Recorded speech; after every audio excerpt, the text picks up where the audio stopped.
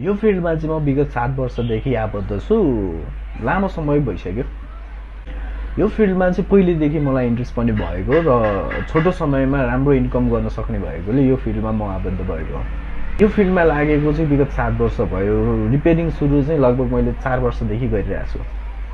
पहिला काम गर्दाखेरि चाहिँ चार्जिङ कनेक्टरहरू, डिस्प्ले चेन्जहरू गर्थेँ। अनि अरू सामानहरू जस्तो अब चिप लेभलको प्रब्लमहरू आयो भने अरूकोमा लिएर जानुपर्ने कन्डिसन हुन्थ्यो, टाइम पनि वेस्ट हुन्थ्यो, मार्जिन पनि कम बस्थ्यो भने अहिले ट्रेनिङ लिएर काम गर्दाखेरि चाहिँ सबै काम म आफै गर्छु। अनि अरूले मेरोमा बनाउन ल्याउँछ, अरू पसलेहरूले प्रफिट त्यहाँ हुन्छ। अहिले काम गर्दा सहजै भएको छ मलाई, मन्दी लागे पनि।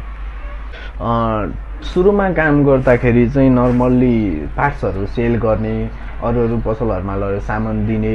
अनि यो फोनहरू नर्मल्ली बनाउँथेँ, त्यो पुरै बनाउन सक्दैन थिएँ। ब्याट्री चेन्जहरू, charging connector change, mic change, display चेन्जहरू गरिन्थ्यो भने बोर्डमा आएको इस्यु फल्टहरू थाहा हुँदैन थियो। त्यसको लागि त अर्को पसलमा लानु पर्थ्यो, मेरो टाइम वेस्ट हुन्थ्यो, मलाई मार्जिन कम बस्थ्यो भने। अहिले ट्रेनिङ लिएर काम गर्दाखेरिको अनुभव चाहिँ सबै अहिले नर्मल्ली सबै नै प्रब्लम मैले सल्भ गर्न सकिरहेको हुन्छु।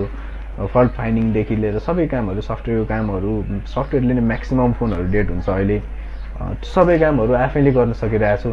प्रफिट छ। ट्रेनिङ लिएर काम गर्नु र ट्रेनिङ नलिकन काम गर्नुमा धेरै फरक छ।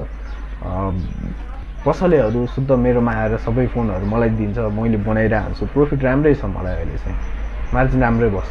अब अहिलेको मन्दीको अवस्था हेर्ने हो भने त व्यापार स्लो डाउन छ, मार्केट त्यसै पनि डाउनै छ।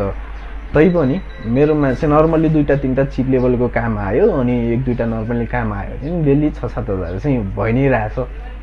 तपाईँहरू यो फिल्डमा लाग्न चाहनुहुन्छ भने चाहिँ अब ट्रेनिङ लिएर काम गर्दा धेरै सजिलो सहज हुन्छ।